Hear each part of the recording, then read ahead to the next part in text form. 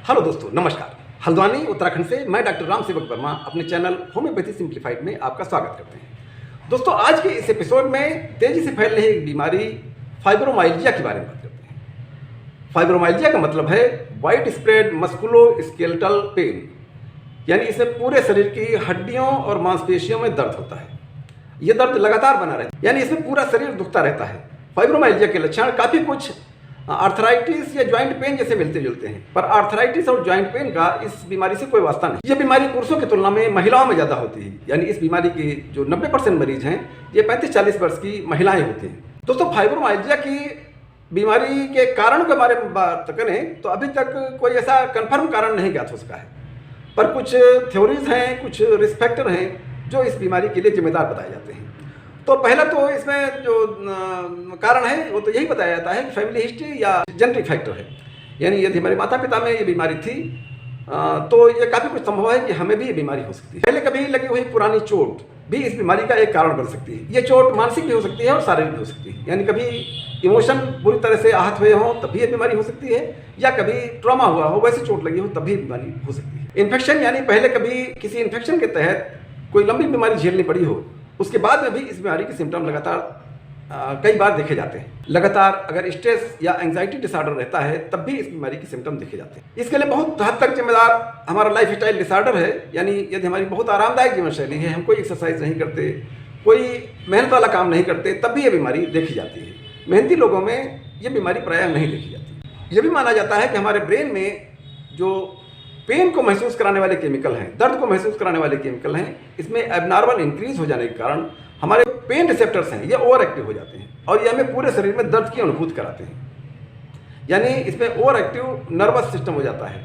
हमारे जो नर्व्स हैं ये दर्द की अनुभूति कराते रहते हैं। दर्द ज़्यादा ओवर एक्टिव मालूम होता है, थोड़ा दर्द होता है, मालूम हमें ज़्यादा होता है। कुछ बीमारियाँ हैं जैसे लूपस है, रूमेटिक आर्थराइटिस है, ये भी इस बीमारी के लिए जिम्मेदार बताए जाते हैं। इसके अलावा जो ऑटोइम्यून डिसऑर्डर भी इस बीमारी का एक कारण माना जाता है। इसमें जो लक्षण नजर आएंगे, एक तो इस बीमारी का किसी भी पैथोलॉजिकल टेस्ट से पता नहीं चलता। पैथोलॉजिकल टेस्ट में सब कुछ नॉर्मल आएगा लेकिन ये बीमारी बनी रहेगी, तो इस बीमारी का कोई टेस्ट नहीं है। तो इस बीमारी में जो लक्षण नजर आएंगे तो पहला लक्षण तो यही होगा कि पूरे शरीर में रग रग दुखती है, हर जगह दुखती है। हमारे शरीर में करीब 11 पॉइंट होते हैं, जैसे गर्दन के आगे 2 पॉइंट होते हैं, सीने पर 2 पॉइंट होते हैं, पीठ पे 2 पॉइंट होते हैं, कमर में पॉइंट होते हैं, घुटनों में और कोहनियों में पॉइंट होते हैं। इनमें जो दर्द है ये ज़्यादा हाई परसेंटेज होता है। इसमें हाथ लगाते ही दर्द की अनुभूति होती है, यानी इसमें दर्द बहुत ज़्यादा होता है, इसमें टेंडरनेस काफ़ी ज़्यादा होती है। ये जो 11 पॉइंट्स हैं, इसके अलावा पूरा शरीर दुखता है, थकान हो सकती है, पूरे शरीर में दर्द हो सकता है। ऐसा भी हो सकता है कि कभी किसी एक अंग में दर्द होता हो और कभी किसी दूसरे अंग में दर्द होता हो, यानी जगह बदल बदल करके दर्द होता रहता है। फाइब्रोमाइल्जिया के लक्षण ज्वाइंट पेन या रूमेटिक आर्थराइटिस जैसे मालूम होते हैं, पर इस रूमेटिक आर्थराइटिस से इसका कोई मतलब नहीं है। इसमें जोड़ों में दर्द नहीं होता है, ये सॉफ्ट टिश्यूज में दर्द होता है। जबड़ों में दर्द और अकड़न महसूस हो सकती है, मांसपेशियों में दर्द हो सकता है और आसपास की जो मांसपेशियां हैं इनमें भी थकान और अकड़न महसूस होगी। सवेरे उठने पर उदासी बनी रहेगी, यानी सोने के बाद भी आपको ताजगी नहीं महसूस होगी, आपको लगातार दर्द मालूम होता है। इसमें IBS यानी इरिटेबल बाउल सिंड्रोम के सिम्टम भी मौजूद रहेंगे, यानी कभी आपको कब्जियत की शिकायत मालूम होगी, कभी आपको दस्त की शिकायत मालूम होगी, तो ये लगातार बना रहेगा। इरिटेबल बाउल सिंड्रोम के लक्षण इसमें रहेंगे और इसमें क्रॉनिक फटीग सिंड्रोम के लक्षण भी लगातार आपको मालूम होते रहेंगे। आपको थकान से हमेशा मालूम होती रहेगी, चाहे कितना भी ताजगी रखें लेकिन आपको थकान बनी ही रहे। सोने में परेशानी हो सकती है, आपको अच्छी सी नींद नहीं आएगी और सोने के बाद में भी आपकी ताजगी नहीं रहेगी, आपको थकान महसूस होती है। महिलाओं के पीरियड में दर्द ज़्यादा महसूस हो सकता है, हाथ पैरों में झंझनाहट और सुनपन हो सकता है। इस बीमारी के मरीजों में इमोशंस और एनर्जी लेवल में काफ़ी बदलाव महसूस हो सकता है। पैरों में बेचैनी महसूस होगी, यानी रेस्टलेस लेग सिंड्रोम के सिम्टम रहेंगे। सोते हुए पैर आपके ऐंठेंगे और पैरों में बेचैनी महसूस होगी। गर्मी में अधिक गर्मी और जाड़े में अधिक जाड़ा लगेगा, यानी इसमें हीट एंड कोल्ड सेंसिटिविटी बनी रहेगी। याददाश्त और कंसंट्रेशन के मामलों में आपको ब्रेन फैग की स्थिति रहेगी, यानी आपका ब्रेन कंफ्यूज रहेगा, कुछ भी क्लियर नहीं रहेगा।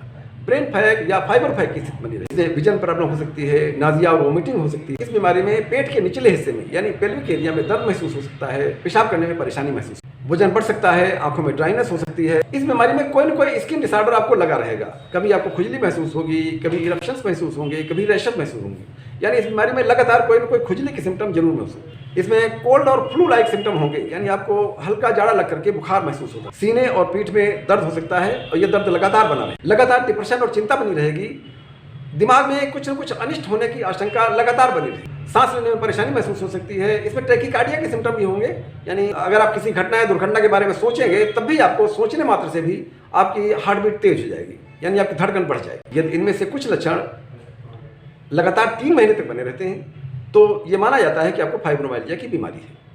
ये बीमारी अनक्योरेबल डिजीज़ की श्रेणी में आती है, लेकिन कुछ लाइफस्टाइल चेंज करके और कुछ होम्योपैथिक दवाइयाँ का इस्तेमाल करके इस बीमारी को मैनेज किया जा सकता है और काफ़ी हद तक ठीक किया जा सकता है। इस बीमारी में जो बचाव के तरीके हैं उनके बारे में जरा बात कर ली जाए तो इसमें पहला तो यही कि आप खूब पानी पिएं, नींद अच्छी लें और अपनी बायोलॉजिकल क्लॉक मेंटेन रखें, यानी सोने और जागने का टाइम निश्चित रखें। मांसाहार की अपेक्षा शाकाहार खाने में गहरे रंग के फल और सब्जियों का इस्तेमाल करें।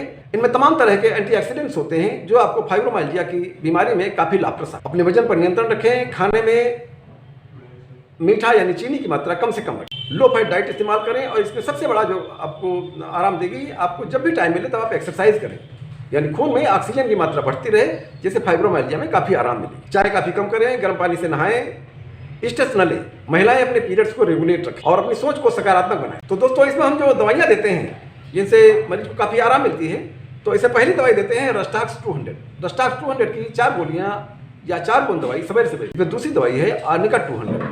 आर्निका 200 की 4 बूंद या 4 गोलियाँ दवाइयाँ दोपहर में देते हैं। और इसमें तीसरी दवाई है बेलेस्पर 200।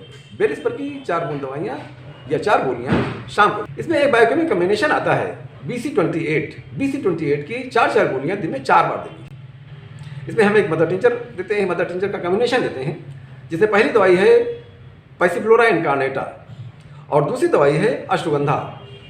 आधे कप पानी में इन दोनों दवाइयों की 20-20 बूंद डाल करके दिन में 3 बार देना है। आप लगातार ये दवाइयाँ लेते रहें और जो बचाव के तरीके बताए गए हैं इनको अपनाएं तो फाइब्रोमाइल्जिया की स्थिति में काफ़ी कुछ सुधार आएगा। और आप लगातार ये दवाइयाँ लेते रहेंगे तो आपकी बीमारी पूरी तरह से ठीक भी हो। ये था मेरा वीडियो फाइब्रोमाइल्जिया के बारे में। यदि आपको अच्छा लगा हो तो प्लीज़ लाइक और सब्सक्राइब कीजिएगा। ठीक है दोस्तों, मिलते हैं अगले वीडियो में। नमस्कार।